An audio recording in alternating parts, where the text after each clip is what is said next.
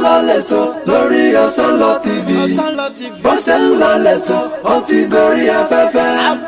Bó ṣe ń lọ lẹ́tọ̀ lórí Ọ̀sánlọ TV. Bó ṣe ń lọ lẹ́tọ̀ ó ti gorí afẹ́fẹ́. Alálọ́tò ètò ṣe bí Kásùmù Ìṣọ̀lá ni. Ọmọ gbogbo gírí, ọmọ sálàwà ìjọ. Ọmọ òdòdó farasí lọ́gùn. Bó ṣe ń lọ lẹ́tọ̀ báwa sí tún ti dé. Bó ṣe ń lọ lẹ́tọ̀ lórí Ọ̀sánlọ TV.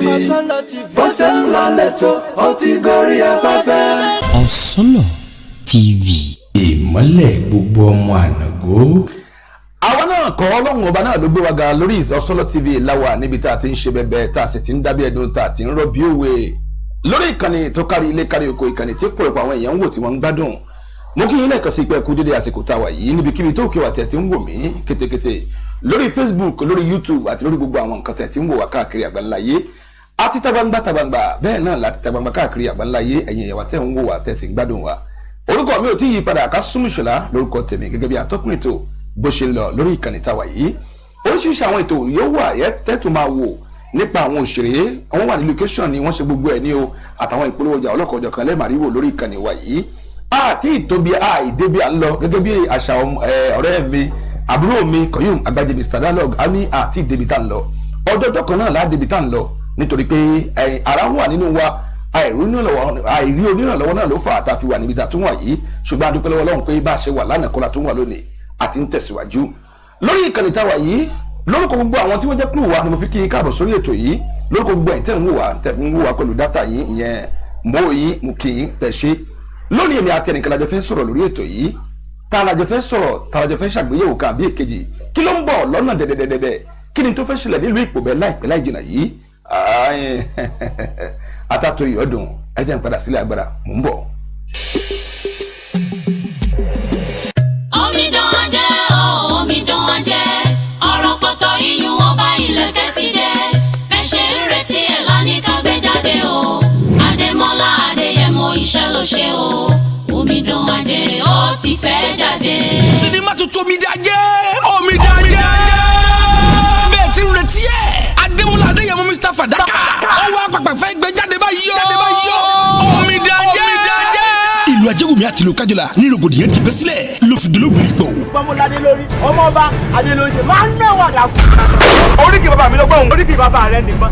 Bàbá rẹ ò lóríkì tẹ́lẹ̀ náà. Ìlú Ajẹ́wùmí bọ̀rọ̀ mi yẹn léèrè. Òun adédàkọ̀ fún wọn. Olùgbàdà tó fẹ́ dé. Ibo ni yóò dé sí? Ajẹ́wùmí nàbí Kájọlá. Lọ́rọ̀ bá di sọ àtàyànyàn. Ìlú Ajẹ́wùmí bá di. Àrùn ìwé ìlú kò yóò sunmi ogun. Ó yẹ wá wò ó. Omidan Ajẹ́ ti wọlé Ajẹ́wùmí. Kábíyèsí ọba ìlú Ajẹ́wùmí fẹ̀jọ̀ sórí ìrùlé sùn. Lẹ́yìn àkànmọ́ ń kò kọ́ ọ̀rẹ́ mi, ẹni bá ṣàfihàn mo fẹ́ ká gbàrá ẹ̀jẹ̀ ọmọ sàn. Wọ́n láwù tètè mà. Omidan Ajẹ́ ti dé. Ìlú Akíndélé àti Àdémọ́lá. Wọ́n torí èmi Ọlápẹ̀tẹ̀ ogun ní ìbọn bá dún káwùkáwù. Omidan Ajẹ́. Ẹ tún wo dalẹ̀ rẹ̀ àrí ìkẹ́. Bẹ́ẹ̀ súré gbóúnjẹ fún bàbá rẹ̀. Bó bá ṣe tán, yóò wá bá wọn. Àlẹ́ mọ́. Ọ̀dà olóhùn ó gbọ̀n yẹ fún bàbá wọn. Ọ̀dà bọ́bá ti wá bá yín kẹ́ ẹ jíṣẹ́ fún pé mo béèrè rẹ̀ o. Ìgbóná tún gbà yọ. Omidan Ajẹ́. Sinimá kan tó dùn nílé rí Omidan Ajẹ́ láti wá Adémọ́lá Adéyẹmọ Mr. Fàdákà. Sinimá yẹn ó jáde dàgbéléwò lọ́jọ́ dimanche ọjọ́ 11 oṣù kejì ọdún tàwa yìí láago 12 ọ̀sán ní ilé ìgbàfẹ́ lórí pàṣà láti ṣe. Omidan Ajẹ́ tó bá jáde ẹgbẹ́ kó bá iṣẹ́ ẹgbà bẹ́ẹ̀. Olùkóso àjàrà náà iná ní mú iná lẹ́nu ẹ bọ́ra tí ń bọ́ lọ́wọ́ rẹ̀ rù. Ṣẹ́gbó.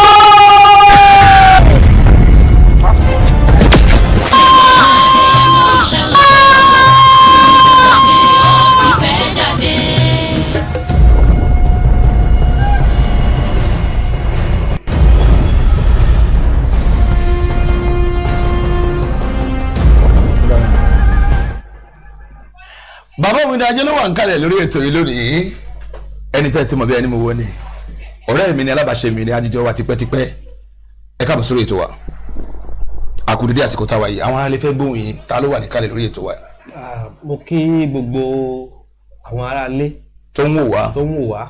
Mo sì kí olóòtú ètò yìí. Ẹ ṣé. Cast Communication. Adúpẹ́ lọ́wọ́ yín. Wọ́n á máa fún yín ṣe. Àmín o. Adémọ́lá Adéyẹmọ lọ́pọ̀lọpọ̀ àwọn èèyàn mọ̀ yín sí. Wọ́n tiẹ̀ ti wáyé orúkọ yẹn kúrò nísìn wọ́n wá sọ di Omidan Ajẹ́. Kí ló mú Omidan Ajẹ́ wá báwo Omidan Ajẹ́ ṣe jẹ́? Lóòótọ́ àwọn èèyàn ń sọ nípa fíìmù yìí kò tíì dé, àwọn èèyàn ti ń sọ nípa ẹ̀. báwo ló ṣe lọ nípa sinimá Omidan Ajé? Sinimá Omidan Ajé a ronú jinlẹ̀ gidi gan kí a tó kọ. Bẹ́ẹ̀ ni nítorí àti lè kọ́ àwọn alágbára ayé lẹ́kọ̀ọ́. Láti lè kọ́ alágbára ayé lẹ́kọ̀ọ́ lórí pé kíni alágbára ayé pọ̀ ṣéyàn tí ń gbé púà ní àbí ẹni tó yẹ pé ó lágbára olówó nípò ní gbogbo ẹ̀ láwùjọ. Kì í ṣe alágbára onípò là ń sọ àwọn tó lówó tí wọ́n nípò tí wọ́n lẹ́nu láwùjọ láti lè mọ báwo la ṣe lè bẹ́ẹ̀ ni tá a ṣẹ̀ tó òfin ní ṣẹlẹ̀ nílùú. Láti mọ báwo la ṣe lè bẹ́ẹ̀ ni tá a ṣẹ̀ tó òfin ní ṣẹlẹ̀ nílùú. Omidan Ajé àwọn èèyàn kan wà tó yẹ pé wọ́n mọ tí wọ́n ń pè ní ajé kílẹ̀ kì sínú ajé ká tó wá fi yọ pé omidan wá pẹ̀lú ẹ̀. Ọmọ Yorùbá gidi gbọ́dọ̀ mọ̀ tá à ń pè ní ajé. Ajé gbogbo ẹni tí ajé ò bá ti sí lára ẹ̀ bíi pé kò sálùbáríkà lára ẹ̀. Kábíyèsí Ọlọ́run. Ìlú tí ò bá ti sí ajé wọ́n á kàn máa ṣe lásán ni. Omidan Ajé tá a sọ yìí obìnrin tí èkó bàlágà tí ajé wà lára ẹ̀ tó jẹ́ pé inú ìlú tó bá wọ̀ ìlú ẹ̀ ní gbogbo agbègbè tí wọ́n wà wọ́n máa wá tẹríba fún mi. Kábíyèsí ó jẹ́ pé nǹkan àṣàlẹ̀ jẹ́ ká rántí ẹ̀ ká mọ̀ nípa ẹ̀ wípé àṣà wà àbí bẹ́ẹ̀ kọ́. Bẹ́ẹ̀ni. Ó dà kílẹ̀ lè sọ fún wa níwọ̀nba ìtàn díẹ̀ tí ó wà nínú sinimá Omidan Ajé ìtàn wo lè sọ fún wa nípa ẹ̀. Níwọ̀nba ṣókí torí wọ́n ti fẹ́ di àgbéléwò láìpẹ́ láì jìnnà bẹ́ẹ̀ ni. nínú sinimá yẹn Omidan Ajé wọ̀nyí àwọn ìlú mẹ́ta wọ́n ń jẹ̀rẹ̀ wọ́n fẹ́ kó jẹ́ ìlú wọn lọ́wọ́ ìlú tó wá lágbára jù òun dandan fẹ́ kó jẹ́ ìlú ọ̀mù Omidan Ajé yẹn fẹ́ wọ̀ ó wá ń kó àwọn ìlú kéje yẹn lẹ́rú láì wí pé Omidan Ajé ti wà ní abẹ́. Ǹjẹ́ ó fi hàn pé tí wọ́n wá lọ Sókótó ó ti wà lápèjì tí wọ́n sì mọ̀. Sinimá Omidan Ajé gẹ́gẹ́ bí ti ẹ̀yin wa bẹ́ẹ̀ tí ń wò wá níbikíbi tó kẹwàá tẹ̀ tí ń wò wá sinimá tí ó jáde láìpẹ́ láì jìnnà ọjọ́ wo ni fíìmù yìí fẹ́ jáde ọjọ́ wo la fẹ́ kó jáde ọjọ́ wo làwọn èèyàn fẹ́ bẹ̀rẹ̀ sí máa ní Omidan Ajé yìí. A máa kó sinimá Omidan Ajé jáde ní oṣù keje ọdún. ọjọ́ kọkànlá oṣù keje ọdún oṣù yẹ a máa kó jáde ó máa di àgbéléwò káàkiri ọgbà. Ibo la fi fẹ́ kó jáde. A máa kó sinimá yìí jáde ní ilé ìgbafẹ́ ìlú Ìpàṣà lórí kò bẹ́ẹ̀. Ibẹ̀ láti kó jáde. Bẹ́ẹ̀ni. Ó dà ẹ jẹ́ ká wo Ọ̀gbẹ́ni Démọ́lá Adéyẹmọ iṣẹ́ yìí ta lẹni tó direct ẹ̀ ta ló darí ẹ̀ torí òkìkí iṣẹ́ náà ti wá pọ̀ àfi bí ìwà pé wọ́n ti ẹ̀ ṣe fíìmù nípìnlẹ̀ Plateau ní orílẹ̀-èdè Benin gangan. Bó ṣe yẹ kó rí náà nìyẹn àgbà ẹni tó tó nǹkan ṣe náà ló yẹ ká gbé fún. Director mi tí mo lò òdú tiẹ̀ ní tí kì í ṣàìmọ̀ olóko mi ò ní director méjì ìkọ̀lù mọ́ ọmọ agbájé náà ni. lẹ lò. Bẹ́ẹ̀ ni òun náà ni. ẹ̀yin wa sinimá Omidan Ajé ẹ̀yin là ń sọ nípa ẹ̀ lórí ètò yìí tó fà á tá a fi gbé Adémọ́lá Adéyẹmọ producer iṣẹ́ yìí ẹni tí Ọlọ́run yàn láti lè darí iṣẹ́ yìí láti lè gbéṣẹ́ ìkalẹ̀ tọ́lọ́run sì wá jẹ́ kó tẹ̀síwájú àwọn àgbà òṣèré wò la tó lò ń bẹ̀. àwọn àgbà òṣèré tó kópa nínú sinimá yìí pọ̀ gidi gan. ẹ já wò. bíi Nizom Fagbohun níbẹ̀ bẹ́ẹ̀ni bíi Bojiranu Saliu tó ṣe kábíyèsí náà bíi Àpèsíọlá Àjàó kópa nínú ẹ̀ àwọn òṣèré lóríṣiríṣi ló pọ̀ nínú ẹ̀ káàkiri máa rántí lórí. ẹ jẹ́ ń tó padà sílé agbára ká tún wò díẹ̀ nípa Omidan Ajé sinimá tó láàmì láàka ni sinimá tó yẹ pé tá a bá ń wò nígbà àgbà ó tó bẹ́ẹ̀ ó jù bẹ́ẹ̀ lọ sinimá Omidan Ajé ó kọjá bẹ́ẹ̀ expression onda. Omidan Ajé o Omidan Ajé ọ̀rọ̀ pọ̀tọ́ iyùn wọn bá ilẹ̀kẹ̀ ti dé bẹ́ẹ̀ ṣe ń retí ẹ̀ lánìí ká gbé jáde o Adémọ́lá Adéyẹmọ iṣẹ́ ló ṣe o Omidan Ajé ó ti fẹ́ jáde. Sinimá tuntun Omidan Ajé bẹ́ẹ̀ ti ń retí ẹ̀ Adémọ́lá Adéyẹmọ Mr. Fàdákà ó wá pàpà fẹ́ gbé jáde báyìí o Omidan Ajé. Ìlú Ajégúnmi àti ìlú Kájọlá ní rògbòdìyàn ti bẹ́ sílẹ̀ ló fi dolóbìnrin gbọ̀. Gbọ́mọládé lórí ọmọọba Adélóyè máa ń mẹ́wàá dàkú.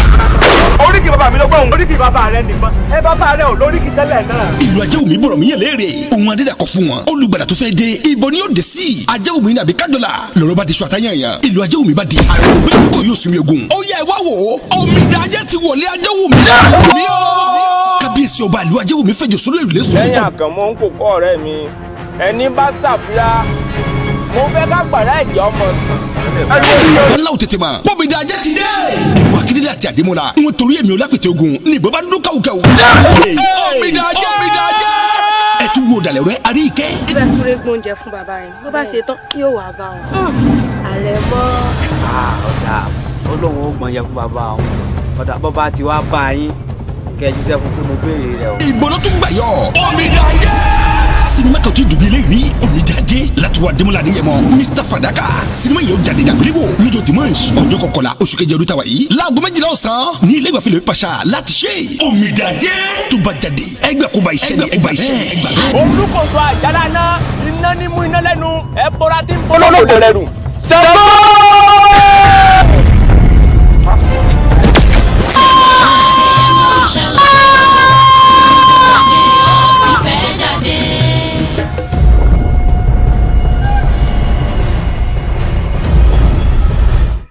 sinimá Omidajẹ́ bó ti jẹ́ náà láti tún wò yìí Koyuma Agbaje Mr Dialogue Koyuma Agbaje kó tó direct iṣẹ́ kan káyé tó mọ̀ rí nǹkan kan mú bẹ́ẹ̀ kò ṣeé ṣe àṣírí Koyuma Agbaje bóyá ẹ̀ mọ̀ kẹ́ ṣàlàyé fáwọn tí ń wò wá. àṣírí ẹ̀ èmi á máa wí pé ẹsẹ̀ tọ́lọ́run gbà lọ́wọ́ ẹ̀ ní ọ̀pọ̀ ọ̀gbìn sí. lẹ́ẹ̀kẹsẹ̀ jẹ́ ká máa ń àwọn èèyàn létí ọjọ́ wo ló fíìmù yà jáde. ó wá jáde ní ọjọ́ 11 oṣù keje. ọjọ́ 11 oṣù keje ọdún tàwa yìí ní fíìmù yà jáde ibi láti fẹ́ kó jáde. ilé ìgbafẹ́ Le Pasha nílùú Ìpòbẹ́ bí láti fẹ́ kó jáde. àwọn èèyàn wo la ń retí ń bẹ àwọn olórin wo ló fẹ́ dàbí gbolẹ̀ ń bẹ. gbogbo àwọn èèyàn jàǹkànjàǹkàn tá a ti fìwé pé gbogbo wọn náà là ń retí. tó a ti pínwé lọ́pọ̀lọpọ̀ fáwọn èèyàn wa. bẹ́ẹ̀ni a lè bẹ̀rẹ̀ sí dárúkọ àwọn alága tá a ti pè. ọba ọjọ́ náà ọba wo ni. kábíyèsí ọba ìlú Adémọ́lá Adékiwọ́ Tẹ̀bọ́lẹ̀ ọba ìlú Ìpòbẹ́. lẹ́yìn àwọn artiste wo la fẹ́ bá pàdé ń bẹ. àwọn artiste tó wà náà pọ̀ lóríṣiríṣi Yọpí wà ń bẹ Success wà ń bẹ Sùlẹ́lẹ́ wà ń bẹ Sodiq Alao Ademaiti SS Money wọ́n pọ̀ lọ́jà jẹ́rẹ́ tààtì ẹ̀lẹ́kà tán. ká pàdé ń bẹ ìjọ náà àdúpẹ́ lọ́wọ́ Ọlọ́run ọba. Expression àti Sẹ̀míù ìṣẹ́jú mélòó ló kù kí n dáadáa gbé díẹ̀ lórí ètò wọn ló sì kù ìṣẹ́jú díẹ̀ kan tí a tún lè lò lórí ètò yìí. ìgbà tá a yà ṣe yìí àwọn òṣèré bọ́lẹ̀ ti rí àwọn òṣèré tẹ́ lò nínú iṣẹ́ náà tó wọ́n pọ̀ jù. àwọn òṣèré wa tó wà nínú ẹgbẹ́ Benin náà ni àwọn àjọ Yorùbá Beninois bẹ́ẹ̀ ni Beninois làwọn òyìn àwa Beninois náà ni kò sí ètò ẹ̀gbọ́n kò sára Nàìjíríà kan nínú ẹ̀ torí mo ní a gbọ́dọ̀ gbé àṣà wa lárugẹ àwa táwa ń bí náà ń tà mọ́ ṣe a gbọ́dọ̀ fi hàn. ẹ sọ nọ́mbà yìí fáwọn èyí tí ń wò wá láàrin ìṣẹ́jú àyà nìmẹ́rò tí wọ́n lè pè yín sí. nìmẹ́rò mi 97 05 67 05 lẹ́ẹ̀kan sí 97 05 67 05 nọ́mbà yẹn mi. àbí 98 07 encore 66 nọ́mbà tí wọ́n fi pè yín sí nìyẹn ẹ ṣeun a dúpẹ́. ọpẹ́ pàtàkì lọ́wọ́ gbogbo àwọn tí ẹ láǹfààní àti wò wá níbikíbi tó kẹ́ tẹ̀ tí ń wò wá ẹ̀yin tẹ́ ń wò wá lórí Instagram ẹ̀yin tẹ́ ń wò wá lórí Facebook ẹ̀yin tẹ́ ń wò wá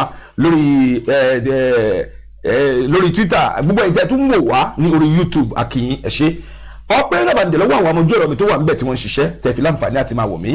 Expression ọmọ Yàtújí ló wà lórí monitor ẹ̀yin Sẹ̀míù náà wà níbẹ̀ tó jẹ́ pé òun náà ni ohun tó ń pẹ̀lú ẹ̀ fún ìgbóhùnsáfẹ́fẹ́. ọpẹ́ nàbàǹdẹ̀ lọ́wọ́ ẹni tó direct ti wà lórí ètò ìtàfírí ṣe Koyuma Agbaje náà ni ọdún ni kì í ṣàìmọ̀ fọlọ́kọ ọlọ́mọba mi òkè àtúbọ̀ àwọn alọ́jú báyìí lọ mo dúpẹ́ pọ̀ ní ọwọ́ yín pé ẹ ṣe ẹ̀yin láìpẹ́ lájìnà àtúmọ̀ máa gba àwọn ẹlòmíì lórí ètò yìí ẹ̀yin náà ẹ̀ sì tó wa kásìkò náà tó Kásùmí Ìṣọ̀lá lórúkọ tèmi nínú tí ìpérúkọ dà títí àkókò ìgbà míì táàfin lórí ọ̀fẹ́ àti pàdé ẹ má ṣe burúkú ẹ̀yin Expression ọgbà mu wá orin Adémaìtì kankan fi parí ètò torí Ọlọ́run Adémaìtì ló bá mu fi parí ètò ọmọ mi ni wà Sodiq Alao kò sẹ́ńtì gbogbo wọn náà ọmọ wa ni adúpẹ́ lọ́wọ́ Ọlọ́run ọba ilé kankan kó máa jẹ́ tiwa o ó dìgbà.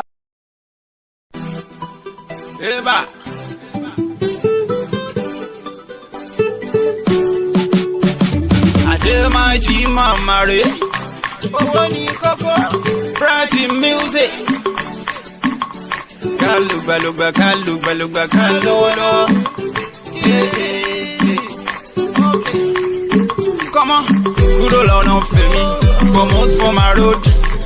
Wait till you carry over, lotion and check, cabina paro.